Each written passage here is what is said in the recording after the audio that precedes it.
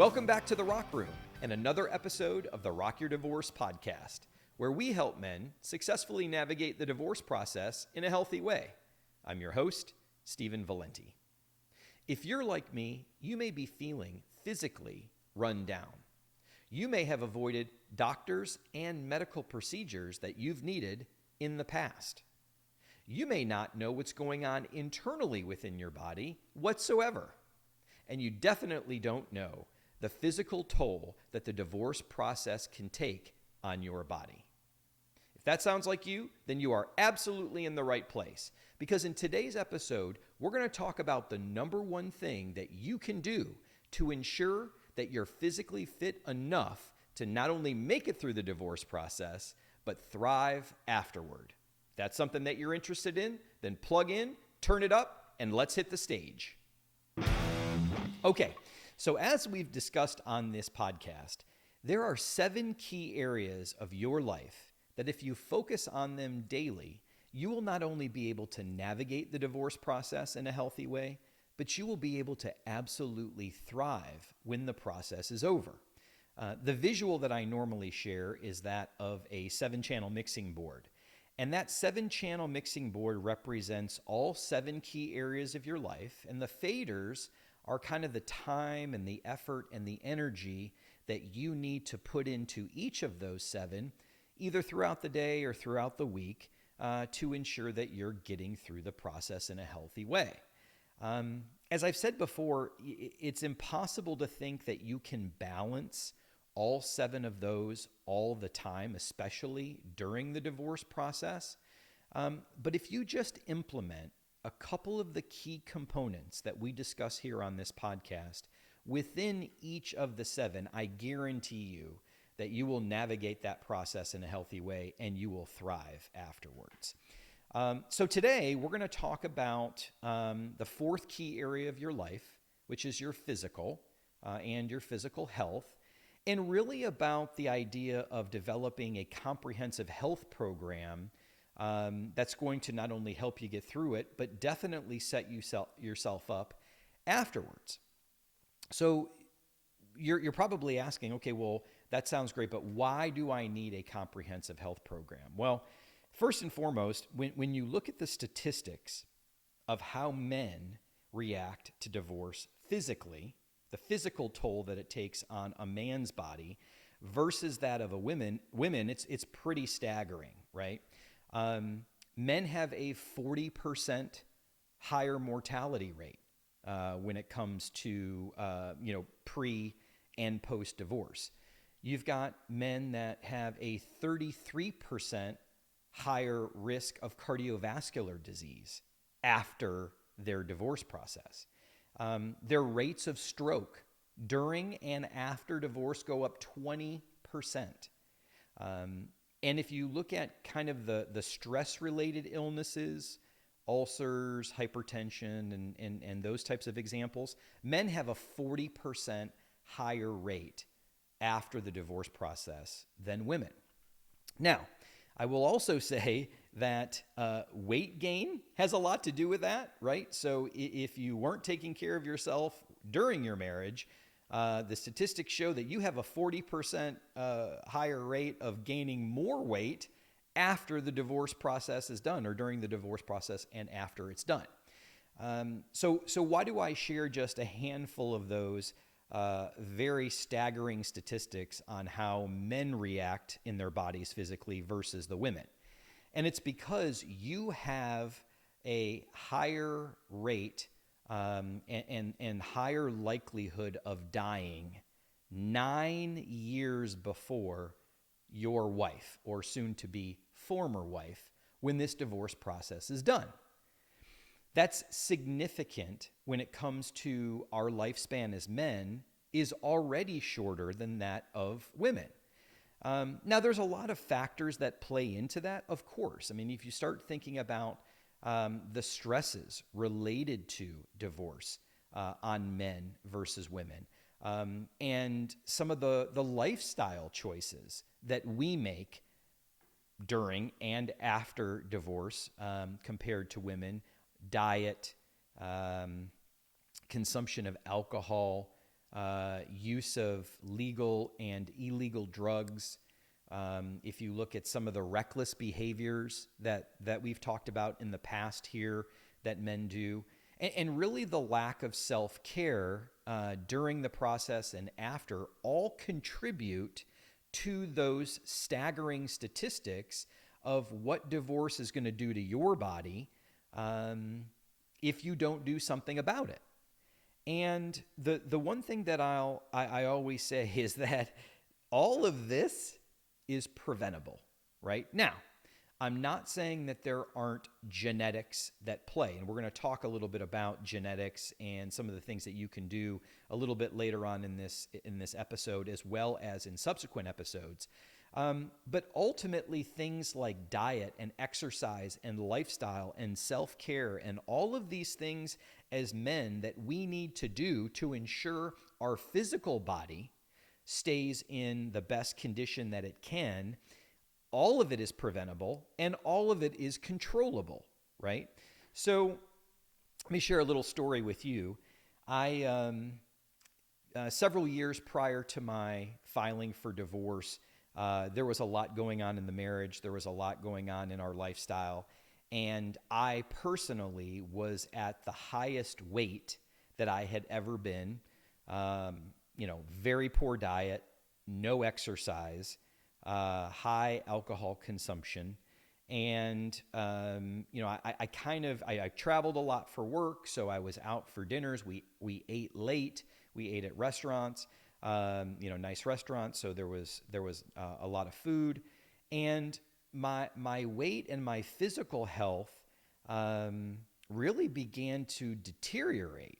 And I would see pictures of myself, or I would feel a certain way, and just know that I was not in a healthy state. And a lot of that was due to the stresses and the anxiety and the depression and all these other things related to what was going on in my home and in my marriage. So you fast forward, and I was on a business trip, and I was in a hotel room, and I woke up in the middle of the night, and I felt like my heart was going to burst through my chest. I absolutely thought that I was going to die. I could not control, kind of that, what I felt like the anxiety was going on. My heart was pounding. I knew my blood pressure was up because my head was pounding. And there was nothing going on at the time that would have triggered that type of biological response. I was sleeping, and I awoke feeling that way. Now, as I've said in the past, it was always one of my goals, one of my dreams and my fantasies, of course, to become a rock star when I was a child, right? I would play air guitar, I would play air drums, and I would lip sync, thinking that I was playing in front of tens of thousands, if not hundreds of thousands of fans, right? That you do that when you're a child and you have dreams. I also heard stories of rock stars that, were partying in hotel rooms and throwing televisions through windows, and you have all of this excess as a rock star and everything else, right? Well, here's the sad part about it. I felt like on that night, I was going to die in that hotel room. And guess what? There wasn't even a good story around it. I wasn't partying like a rock star. I wasn't doing anything wrong. There wasn't a whole lot of, story behind it. It was just this guy, this traveling salesman who ends up, at the time, I felt like I was going to have a heart attack and die, and no, he's going to find me for 2 days. So that is not an awesome rock star death story like we've heard in the past with some of these other rock stars that we fall into. But I say all of that to say that the lifestyle that I was living and the stress and the anxiety and everything that was swirling around me, it affected my physical body. And it was at that time in my life and in my career that a change needed to be made. And a change was made, and I had an opportunity to refocus some of my time on my health. Little did I know that time that I was focusing on my health to become a much more healthy physically, along with therapy and some of the other things I was going through, I did not know how that physical transformation was going to help me navigate the divorce process and thrive afterwards, right? It happened before I needed it to, and I'm so glad that I had taken the time to do that, and I was so glad that I had the knowledge and the experience and the routines built, because when I absolutely needed it in my life, which was the 15 months of my divorce process, I don't think I would have been able to get through the physical stress that the divorce process and everything that goes on in your life at the time and what you're feeling now or you may have felt in the past. I don't think I would have been able to do that. In fact, I know I wouldn't have been able to do that. So I share that story with you to set the stage that by developing a comprehensive health program, and we're going to talk about the number one key component that you can do here in a minute, but by developing a comprehensive health program and just focusing on a few things in order to get your physical body into the shape that it needs to withstand all of the pressures and the stresses and everything that comes along with the divorce process, is of utmost importance.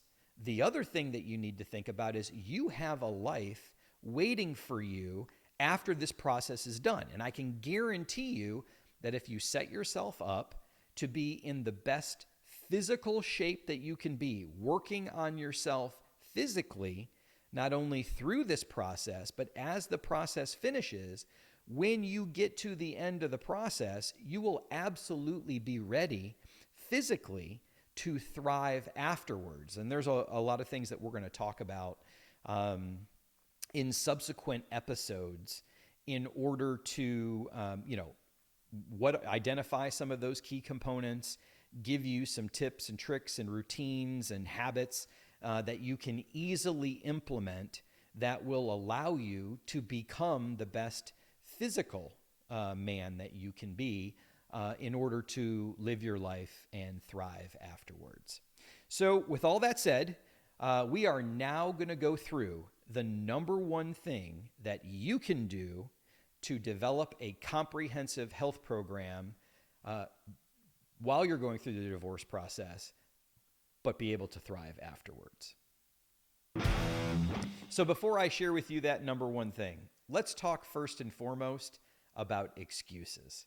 I'm calling myself out, I'm calling you out, and I'm calling some of the men that I'm coaching or have coached in the past out about the excuses that we make as men that we don't have the time, or we don't have the money, or there are other excuses that we put out that, let's say that it doesn't really matter, or I've heard excuses like, well, I work from home, so I can't worry about my health, or I work in an office every day, so I can't worry about my health, or it's taking away time from the kids. It's excuse after excuse after excuse. And I'm calling myself out, and I'm calling you out, and men in general, that this goes back to the second key area of your life that we've described on this podcast, which is mental. And really letting your mind run it versus your emotions, right? And it's so easy to make excuses, especially when it comes to our physical health and everything related to our physical health about this, right? And what I would encourage you to do is let's just cut the excuses out, because we all have the same 24 hours in a day. We all know that we have jobs, and whether we work from home or we work in an office, we have to set our physical body as a priority somewhere within the day. And again, if you haven't watched my episode on set lists or creating agendas, creating routines, creating habits based on a structure, a daily structure, I encourage you to go watch that, because it's really up to us as men to make our own physical health a priority in our lives, not only during this divorce process when it's really, really super tough, but later on, you're going to thank yourself that you've done all this work to set the habit in, to set the routine in, to be educated about your health, and you're doing something about it. And it kind of falls back into the idea that not only do we have to take care of ourselves first and foremost, we cannot be the best that we can be for everybody else that relies on us, especially our children and potentially those that we love or can love in the future, if we're not healthy, or if we die 9 years before we should. So let's just get the excuses out of the way. Let's be honest and transparent with each other that this is something that you absolutely have to make the time to do, and you will do it. And when you do it, you will feel better. You will see the benefits of it, and you will absolutely be able to thrive after this process is done if you do the right things the right way. And some of that is getting out of the mindset, some of the examples that I shared with you about excuses, but getting out of the mindset. There's a depression that's going on. So what would you rather do? Would you rather take care of your physical health, or sit in front of the TV and veg out? Or would you rather make sure that you're doing things with your diet or your exercise or whatever, or would just maintain status quo, give up, give in? It's not worth it anymore, all of these woe is me type of things. And I'm encouraging you, you have to move beyond this ignorance is bliss idea, or that, things are going to just happen for you. And you have to step up, be the man that God has called you to be, become the man when you look at yourself in the mirror that you're proud of, that you have high self-confidence in, and that you are going after those things that you want in your life for the best possible life for you and your children when this is done. So I say all of that because there are definitely benefits for longevity and to thrive afterward, right? You are going to live the best life that you can when this process is done.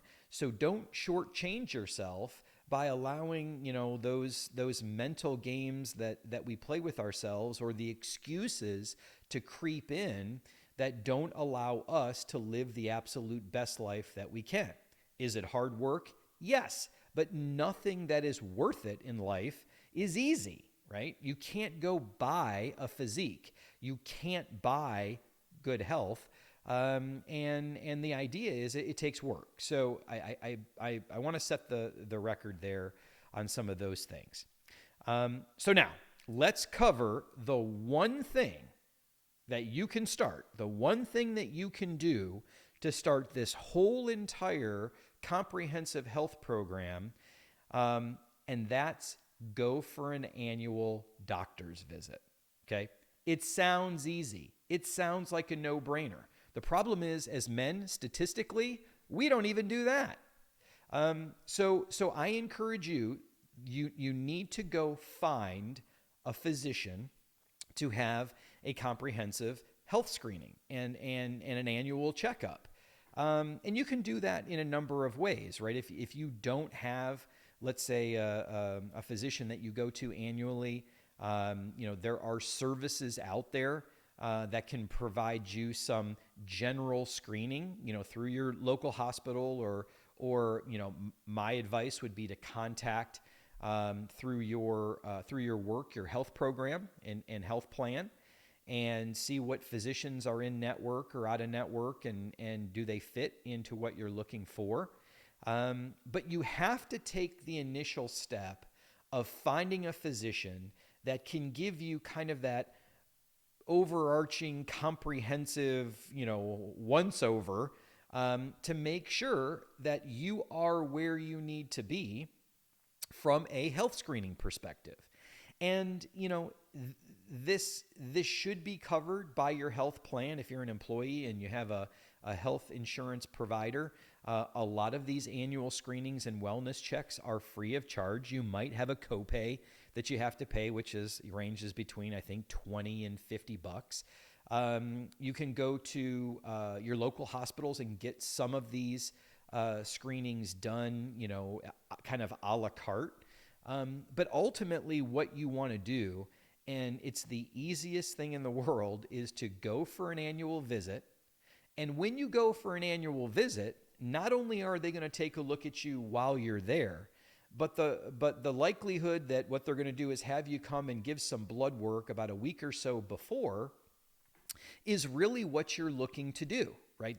This is where it all starts, because there are about, I'll call it 5 very specific blood markers that as men that we need to focus on. Now, I think there's 10 total when you take a look at kind of the comprehensive. And by no means am I a physician or a medical professional, but in my experience and going through conversations with my physician and friends that are physicians, we as men are looking at 5 key blood markers, okay? The first one, of course, that we all hear about is cholesterol. Like, what's your cholesterol? It needs to be less than 200, right? We hear this general number. What is good cholesterol? What is bad cholesterol? Well, just so you know, the LDL is bad cholesterol and the HDL is good cholesterol. And what does that mean? Well, cholesterol in your body, in your blood, of course, is kind of that precursor to your risk of heart disease and stroke. The cholesterol is what builds up that plaque in your arteries, right? And so your physician is going to, in this blood panel, ask for a total cholesterol. They'll look at your HDLs and your LDLs, and they're going to, give you some recommendations based on the numbers that pop up. And so cholesterol is the first one. The second one that they're going to look at is your blood pressure, right? And blood pressure, if you think about blood pressure, it's really the intensity that your arteries are squeezing to get blood through your body. And the higher your blood pressure, the higher the risk, definitely stroke, right? But you get high risk of heart disease, you have stroke. And then it even affects your kidneys, right? Your kidneys, because the pressure within your kidneys, and that leads to kidney disease and kidney malfunction and everything else like that. So, knowing your blood pressure and doing those things, and we're going to talk, I told you, we're going to talk about some subsequent episodes where we're going to give you specific things related to diet and exercise and just overall nutrition, health, and wellness in this podcast, so you can implement those within your daily and weekly agenda or what I call your set list. So I would recommend doing that. But cholesterol, blood pressure. The next one is kind of 2. It's blood glucose and your A1C. And really, this is kind of the sugar in your body, right? And why is that important? Well, it's diabetes. Ultimately, it's diabetes. Are you pre-diabetic? Are you showing diabetes or pre-diabetic symptoms? And when it comes to diet, I mean, guilty as charged, but there's a lot of sugars, and especially if you're drinking a lot, that can raise your sugars. High carb diets. High sugar, refined and processed sugar diets are not good for us, right? So it's important to know what your number is, because ultimately, what you want to be able to do is manage that, right? You have to know it and then manage it. The 2 last ones are what I'll kind of coin as the men's readings that we were looking at. And first off, it's prostate, your PSA, to see how your prostate is, if there are any, precursors to prostate cancer. And then, of course, testosterone. right? So, knowing your testosterone and knowing where it lies within normal ranges. Testosterone is more than just your libido, right? Testosterone is more than just, how does it affect my sex life, right? Although that is important, and we're going to have some episodes in the future about testosterone, and definitely about dating and sex. But we're really talking about muscle mass. We're talking about bone density. But testosterone also affects men from a mood perspective, right? So depression or, kind of those mood swings, lower testosterone, you have lethargy, right? You feel tired, you feel like drained and all that stuff. So, so those two, your PSA and your testosterone, really men's focused. And what they'll do is when they do this blood panel, you will get a reading of all of what they've pulled, right? And where your ranges are within, let's call it a normal range. Are you low? Are you high? And then you sit down with your physician and you begin to kind of build that comprehensive plan. Now, you don't have to be a physician to know how you feel, and you know how your life is, whether it's diet, whether it's exercise, whether it's alcohol consumption or prescription or illegal drugs. You know the reckless behaviors you may be living under. So all of that plays into you making a conscious choice to make the change physically, to be the best man physically that you can be, not only during the process, but after. So that's kind of the overall thing is that number one thing is just schedule a time with a doc. Go have an annual visit that gives you kind of the high level once over. Pull those blood markers, compare those blood markers to what's normal and or healthy, and then begin to create a plan to become the best physical man that you can be throughout the process so that you can absolutely thrive in longevity after. So, if anything that I've said today resonates with you or strikes a chord, I encourage you to go to www.rockyourdivorce.com. Schedule a free 30-minute phone call with me because I know that I can help you not only navigate this divorce process in a healthy way, but absolutely thrive afterwards. While you're there or while you're checking out the podcast, please like and subscribe to the podcast. And if you know of men that have gone through this process and aren't yet healed, or they're just starting the process and you think that this would really help them, I encourage you to share the Rock Your Divorce podcast with them. Send them here to the Rock Room so we can help them not only navigate that process in a healthy way, but thrive afterwards.